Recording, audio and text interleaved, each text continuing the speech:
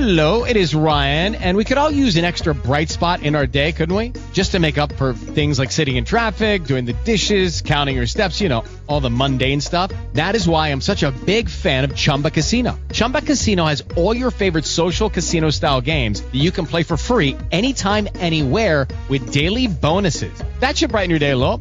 Actually, a lot. So sign up now at ChumbaCasino.com. That's ChumbaCasino.com. No purchase necessary. VGW Group. Void where prohibited by law. See terms and conditions. 18+. Lucky Land Casino, asking people, what's the weirdest place you've gotten lucky? Lucky? In line at the deli, I guess? Aha, in my dentist's office.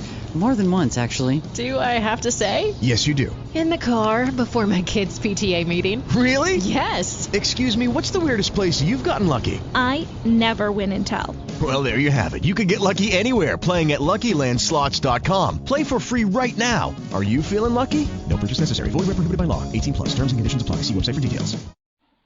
Here's a Hardcore Grind podcast interview with the fabulous Richard Gross. Welcome, welcome, welcome. Glad to be here. I'm glad. Thank you so very much for sharing your time, space, and energy with us. I like to always ask about a goal moment, right? So a goal moment is really when thought and execution comes together. A lot of times when we think about doing something, we always think with a little lack. We're more concerned with what others are doing, how they're pouring into themselves. But we normally have to think about something a couple of times before we say, I think I might want to do that. What was your goal moment like when you decided to create this journal? When I started to create the journal, or when I started to execute in the journal, because both. Those are two different things. Both, because your goal moment is when you thought about it, but when you did it, that's when you moved your feet. So what were those moments in your process like? When I thought of the journal, I was making $10 an hour behind the front desk of a gym with a master's degree. Mm-hmm. And I always knew that I had a lot of good ideas. I always knew that I should be betting on myself. And the idea came along to, what if I could create a system that would allow people with ideas like I have to take each one and store them and organize them, and then at their leisure, take each one and develop it into a business plan, So immediately I, went to work on it. Came up with the money to have my first, prototype made. It was only $110, but, back then, that was a lot. Right. Exactly. Because I was on my own, paying rent, handling all my bills myself, really didn't have any help. So, I really had to, save for that. Absolutely. So I designed it myself because I have a background in graphic design. All I did was, tell the producer what materials I want it to be, like the cover and what colors I want, like for the little ribbon that goes in the book, what I'm talking about. And then the weight I want the paper, like the little technical details like that. But yeah. Awesome. Now the name now. Tell me what inspired the name. It's named after the Freedmen's Bureau. Are you familiar? Yeah, well, when I heard the name, I thought about Freeman from back in the day, how they had slaves that were free. So they were free men, but they were not slaves. Right. So the name is taken from the Freedmen's Bureau, right? So after the Emancipation Proclamation was made law, there was a organization put in place by Abraham Lincoln to make sure that newly freed slaves, would have an equal opportunity at American citizenship.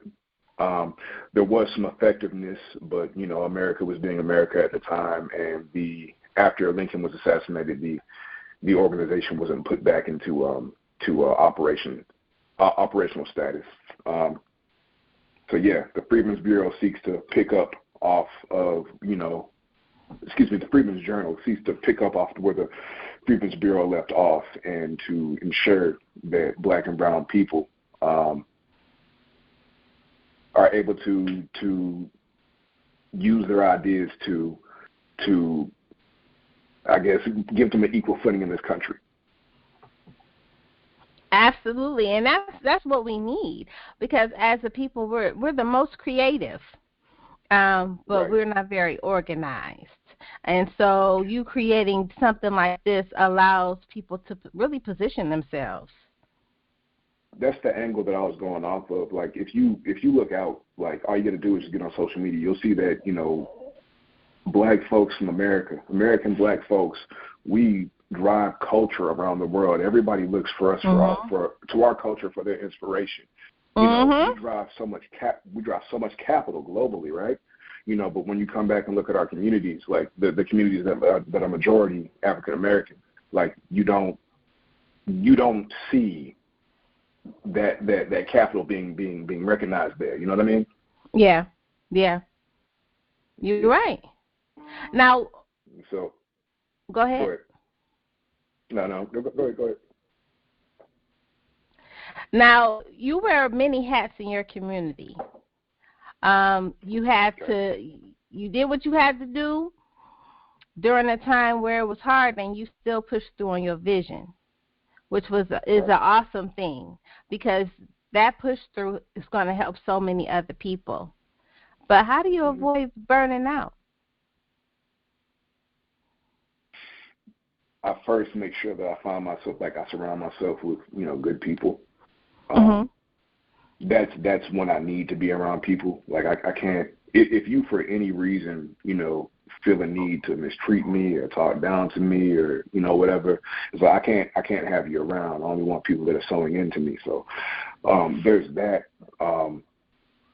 But then, when I need to be alone, I need to be alone, and I'm vocal about that. I'll speak up. I always, I advocate for other people, but in order to do that, I have to advocate for myself. You know what I'm saying? Absolutely. And really just, doing things that I find enjoyable. I'm a musician, so I like playing my bass guitar. I have an upright now, so I like learning that. I like making music. I like working out. I go to the gym often. If anything, just get on the treadmill for 5 minutes. Just to say I'm there. And then I see how I feel after that. And I typically after that feel like lifting. But yeah, just I don't burn out because I take the time to focus on myself. Absolutely, and I like what you said, because you talk a little bit about making sure that you are you have discernment. You know what I'm saying? A lot of times people don't move with intent and purpose. And so when they have people around them, there is you're pouring out, but there's no pouring in. And a lot of times you don't have enough for yourself when you do that. And so making sure that you're conscious of the people that you have around you is very, very important. Right, because people do exist just to take from you. It's very true. People like that. And a lot of times givers put themselves in positions, you know what I'm saying, because of their kind nature. So I'm glad that you're able to horn in and say, okay, listen, I'm trying to do this, that, and the other, and I need people around me to help me grow. Now, during your journey, who is your biggest supporter? During my journey, I want to say one of my biggest supporters is my family. My mother, my sister, my nieces. Then after that, my church family. And then the people that I have around me. My friends. That I know are for me. You know what I mean? Absolutely. And with Mother's Day right around the corner, what does it mean to really have your mom in your space? how does she impact your success? Question is, what does it mean to have my mom in my space? Right. Because a lot of times you have that space around you. And sometimes as entrepreneurs, we don't have our mothers. That mother is like that arm. That's that leg. That's really our neck. She helps us. And so how does her being in your space, in your entrepreneur vision, supporting you, how does that impact your success for you? My mom, our relationship is interesting. My father died less than 2 months before I was born, so it was really just my mother, and my sister. So she, a lot of the time, had to not be nice. She kind of had to, I guess, do what she had to in order to raise me as a boy, and into a man. So I guess, yeah, my mother, she gives me something to strive towards. You know what I mean? It's like one of them type of thing where, mom may not always, she may never be happy. You know what I mean? Like it's one of those. She sees your potential and she really pushes you. She right. She sees my potential. She really, really pushes. Yes, and because I love her, I'm going to try to achieve that. You know what I mean? She might not come off the sweetest all the time, because that's just her. But I know her intent is to see me fly. So absolutely, that's what our dynamic's like. I love it. I've obviously never been asked that question before, so thank you. And I love how you said that, because a lot of people, moms, sometimes we don't get accolades until after we've put in all the work, and we're not nice all the time because we can't be. But when we see potential in our kids, we will sacrifice everything around us to make sure that they are able to be as great as we see God has intended them to be. And I'm glad that you just love on her for that. And you understand that, she didn't always have all the questions, all the answers, but she just knew that you was going to be, and she just knew that she had to make sure that you was there. And I love that. I love that you love on her for that. Yeah. Go ahead. My mom plays piano, so I think there's a lag, in our feeds. Okay. So yeah. So forgive me if I'm pausing because I'm just trying to catch up. But my mom, for example, she plays piano, and she said she wouldn't teach me, and I was just like, why not? She was just like, I'm just not going to teach you. And I think she knew that I had it in me to learn myself. So because of that, I became a multi-instrumentalist. So I play bass, I play saxophone, I play upright bass. I was an all-kind percussionist when I was in high school. So that means I play world percussion. I play keys, I make music, I write music, I've instructed drum lines, I've done a lot. And my music has allowed me to travel. I love it. Now, outside of your journal, though, tell me about your business. Outside of the journal, tell you about my business. Because you do so much now, so I know you have a whole business where you just being dope in real life. My business is focused on helping people that look like you and me get to the next level. In any capacity. That's all I can say about that. That's in okay. any capacity. So what I do, I have. I'm just focused on doing different things. Just trying to figure out stuff. Whether that's investing in businesses or creating other businesses to help other businesses. You know what I mean? Absolutely, and we need that. You know what I'm saying? It's so many people, black and brown, that have ideas, but they don't know how they're going to get there. They have desires, Right, they have a vision, but they don't have that push through. So being able to be in a position to give them tools and help them get through and get to where they need to be is a great So me and my mom had a conversation about this yesterday. Me and my mom had a conversation about this yesterday, where you keep on saying them. My mom was saying them yesterday in a conversation that I had, but I was like, you wanted them too, right? So let's just say us, Right. You're right. We have to change our vernacular. You're very right about that. We have to change the way we are used to addressing each other, especially if we want to change. Right.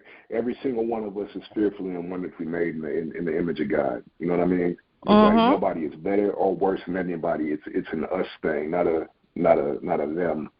I don't care if how you were raised was completely different, from how I was. Like, you still one of us. I'm still one of you, So all that being said, sometimes might not be, investing in businesses or, providing tools or whatever. Like, sometimes all that's needed is to just be an example. Like, by the end of the day, I'm going to have I'm going to have these big relationships. At the end of the day, I'm going to have these businesses, that I have in my portfolio. At the end of the day, you're going to be able to say that Rich Gross, helped people, and God's going to tell me at the end, my child, well done. Thank you for listening to me. You know what I mean? You better talk that talk. I know that's right. Because to speak is to create. And you speak it. Everything that you are speaking, you are going to have. So just hold on. You have to watch your mouth. On that, you have to watch your mouth. You have to watch what you say. It's like you're supposed to speak life at all times. I can't tell you how many times that I've spoken things positive or negative, and they've happened. Yeah. It's like there's life and death in the power of the tongue, man. Very much so. It can cut down and it can build up, but you can cut yourself down with it so much faster than you can someone else. And so even the way we speak on ourselves, the way we think, even in the midst of a storm, even in the midst of things going wrong or not going the way we want, that mindset and how we speak in that moment. I always tell my son, because he'll say, I'm broke. I said, don't claim that. I tell him that all the time. Do not claim that. You just don't have what you want right now. But you're not broke. And we have to take things further, right? Yeah. Go ahead. If we're going to take things further, right? It's like so that's one angle. You're speaking positivity over yourself. But at the same time, if you curse somebody else, right? You're giving that person's power. You're giving that person's curses power against you. Like, if you curse others, you give other curses against you power. You know what I mean? Absolutely. It's just like pointing a finger at somebody. Absolutely, it's like pointing a finger. You point one finger, you got three pointing at you. So whatever you give, you're going to receive, and you have to be mindful about how you move and the people that you move around. And that goes back to what you were saying. Yeah, and that goes back to what you were saying about making sure you have the right people and the right energy around you, especially when you have a vision and you have a desire to build and to be of service, because everybody is not, they don't know what it means to be of service, and it's important that in order for us to grow as a community, we have to be of service to each other. So in that thought, I think Lily just texted the both of us, but I'm about to text her that I'm on this. I'm on that call with you already. Okay. Now in that thought, what would you say are the 5 rules to success in business? Whew. All right. The 5 Let's rules go. to success. Uh-huh. Yeah, the 5 rules to success in business. I say number 1, know who you are. Mhm. And know what you want. So yeah, know yourself, know what you want. I say number 2, explore your creativity. You know, like really, really figure out like what you want. So I guess that's like number 1A, but we'll just call that number 2. Okay. Number 3, I'd say, have the right people around you. Number 4, and again, this isn't in any particular order, is like understand that you have to be tried. You have to be put through fire if you are going to do something substantial, you know, something that's worth talking about. Understand you're going to have to get hurt. You know, that's how we grow. Growth isn't uncomfortable. Growth is uncomfortable. You know? Yeah. That was number 4, right? Yeah. Number 5 is understand that God don't want you to live stressed out. He don't want you to live in guilt. He don't want you to live angry. He don't want you to live sad. So by all means, shake that off. Absolutely. And you know, we have to be mindful because in our community especially, there are mental, you know, disabilities sometimes. People don't know how to deal with stress a lot of times. They don't know what depression looks like. Some people are grieving, and they don't know how to shake that. You know, so it's very important that that's not just 5 rules of success. That's 5 rules of life. Just to be able to be successful in life. So I'm glad that you brought those 5 rules to life because those are very important in and out of business. Now, if you can change anything in the way American economics functions in the U.S., what would it be? If I could change anything in the way American economics functions in the U.S., what would it be?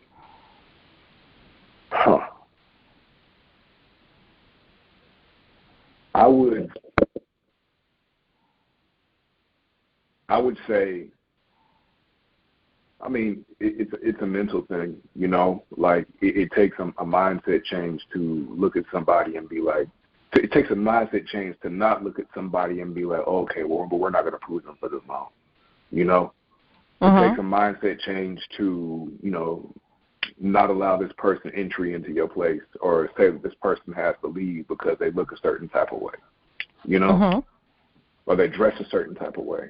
You know, I think it's going to take people on a wide scale recognizing that people are people. Like, we all here together. Like, we're literally on a rock in the middle of space, hanging on by a thread.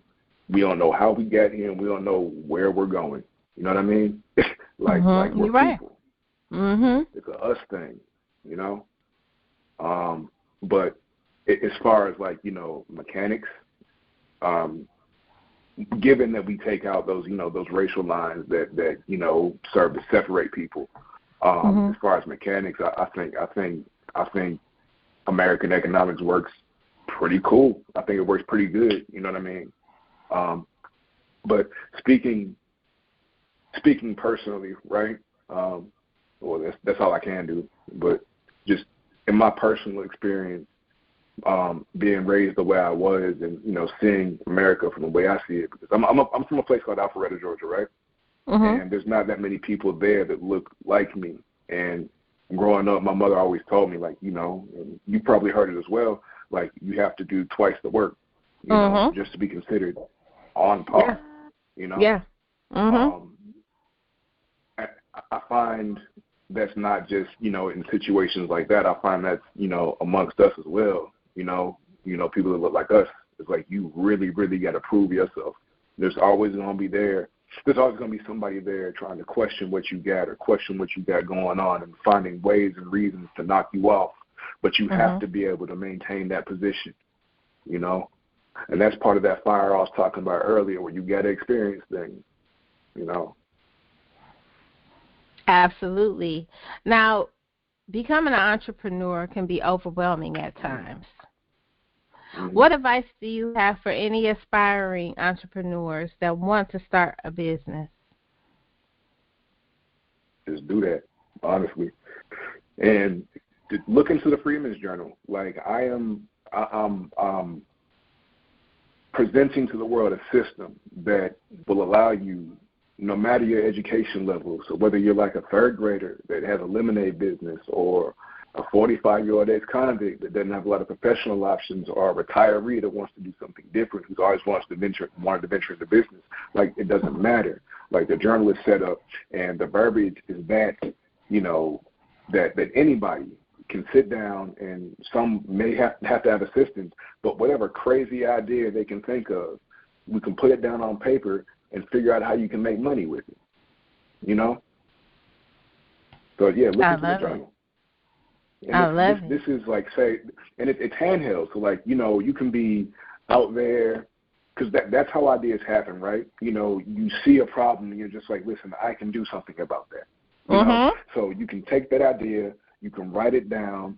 The system, you know, will take you through a process of turning that idea into something that can make you money. And at the end, you know, you're going to be given tasks. Like you can, well, not given tasks, but you'll have spaces to put tasks to bring this to reality. The journal is sold with pencils, right? Because your idea might change as you grow. And there's growth materials in the back as well. So in the back I have a glossary of, you know, over 200 business terms that aren't exhaustive, but are more so meant as a means for you to learn more, to springboard into more research, you know. So the journal is a tool to support any crazy idea you might have. I love it. I love it. Now, what is the hardest part about branding your business?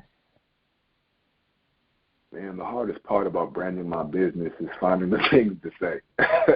You know, it's because it came from me. It's a part of me. Like sometimes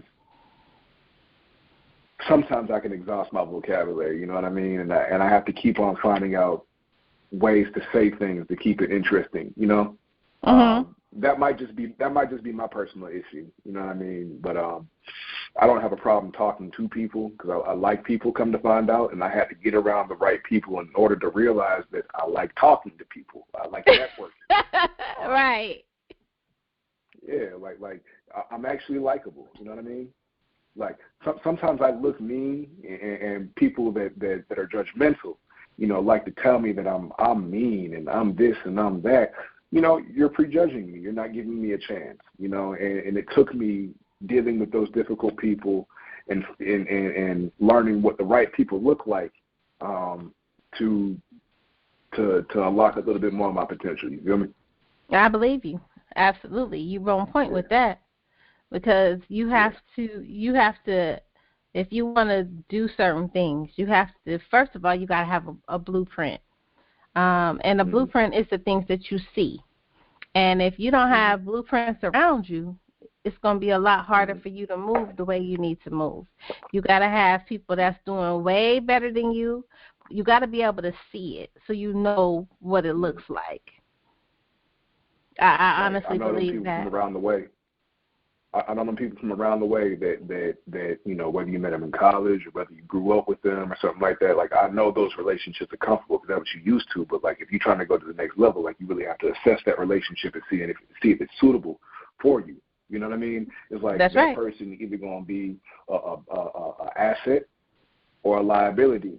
And I'm not talking about, like, you know, like, you're not making me any money. You know what I mean? I'm talking about growth. You know, these are people that are stuck at a certain level. You know what I mean? These are people that stay with that toxic-ish. You know what I mean? You're right. Yeah, like you gotta push them away. I call it hovering. You know, like a helicopter hovers.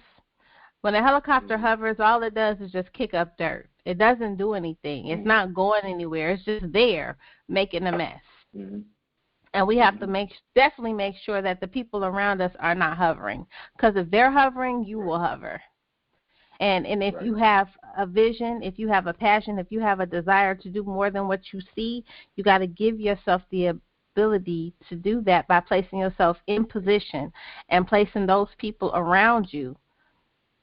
Right. To give you that fire and inspiration. People's fear. Mm-hmm. You can't allow people's fear to infect you. It's like, you know what God gave you. You just got to do it. You can't allow that. That's right. Like, shoot, it will be the people closest to you. It will be those people that were raised with you. It'll be them people that you got relationships from way back then that will try to get in your head and be like, okay, well, I can't do this, so you can't do it either. You know, and that's that. You know what I mean? Well, you know, a lot of times people only see you going as far as they can see themselves going. Right. That's why they say favor is not fair. The God gave it to you. He didn't give it to them, so they're not going to see it. He gave you the insight and the foresight to birth out this thing. This is what I want you to do. Yeah. So everybody's not going to see that. But see, the thing is, when you have people around you, they don't have to see it. They just got to see you. And they got to rock with you in any season. Sometimes you got those people that, listen, well, whatever direction you want to go in, that's what we about to do. What you need me to do to help you in this.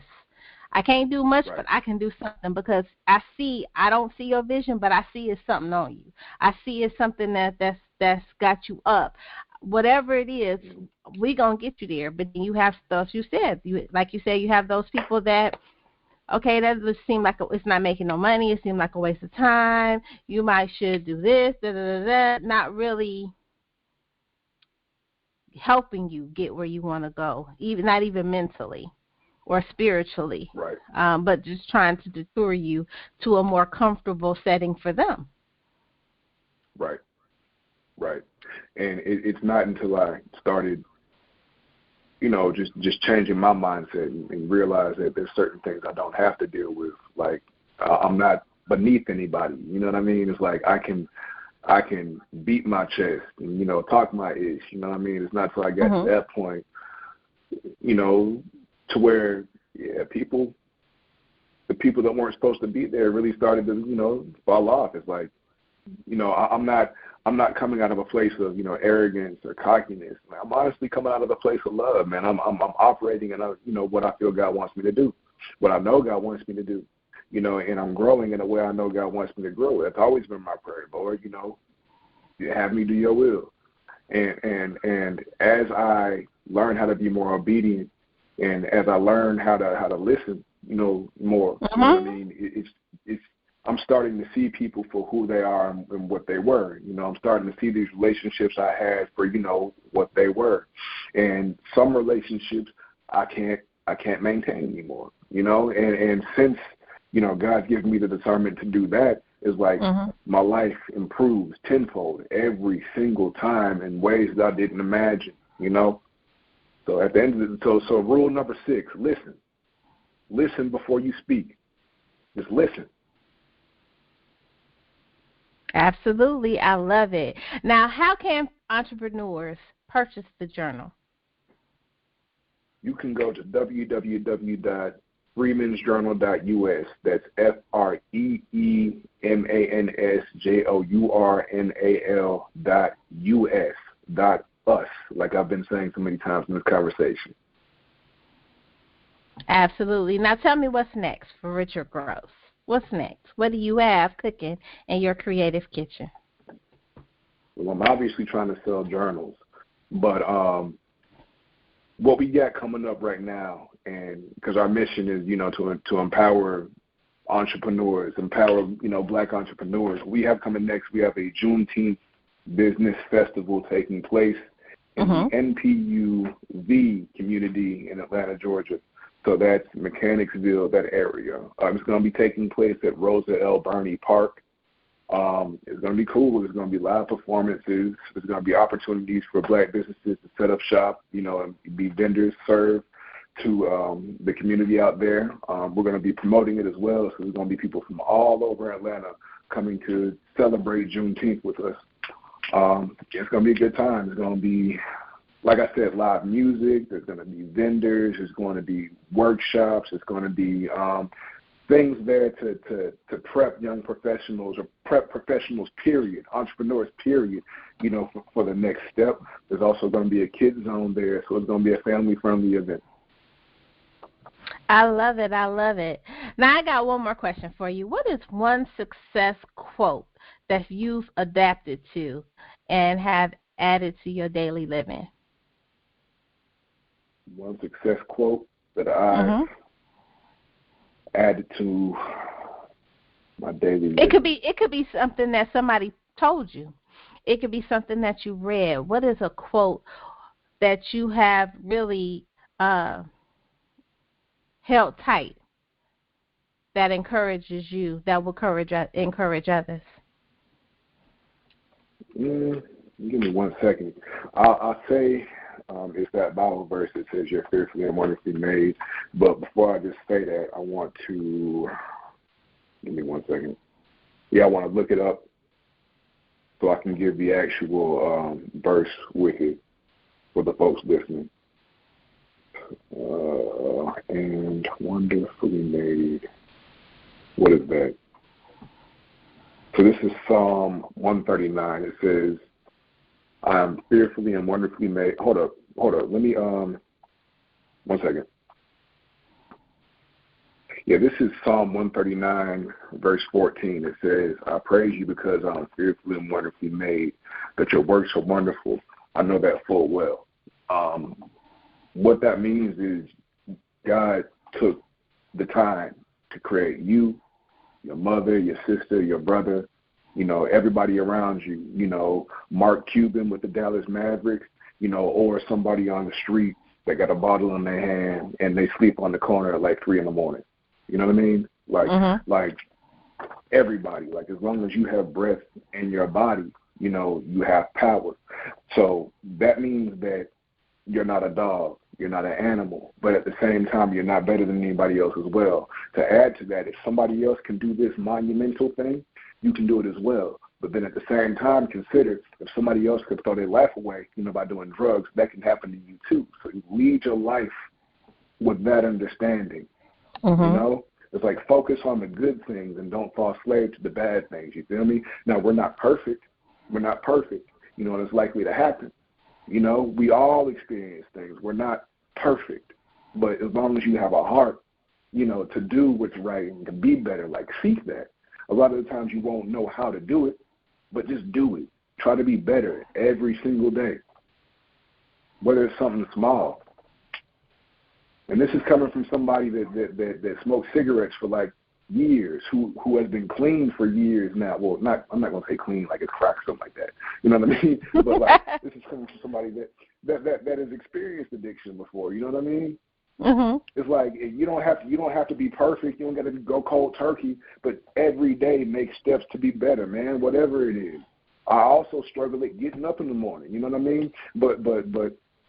But I had to get to a point where I was just like, all right, as soon as I open up my eyes, I'm getting up out my bed, I'm getting in my car, I'm driving down to the park, and I'm walking till I'm awake. Absolutely. That's right. Try to be better. You're absolutely right. And I do appreciate you coming on today, sharing your time, your space, and your energy with me, your thoughts, your passions, and your emotion. I want you to shout out all of your social media where everybody can get in contact with you, and shout out one more time where everybody can get this fabulous, unique business journal. Well, first and foremost, before I get into the social medias, you can get the journal at www.freemansjournal.us. Again, that's FREEMANSJOURNAL.US, aka .us. My social media is the Freeman's Journal, so it's TheFreemansJournal. On Instagram, on Facebook, it's The Freeman's Journal. And then my personal Instagram, because, I'm an open book and, hit me up, I'll talk back, is Badman Rich. So BADMANRICH. And that's where I'll be active on the most often. So, yep. I love it. Thank you so very much.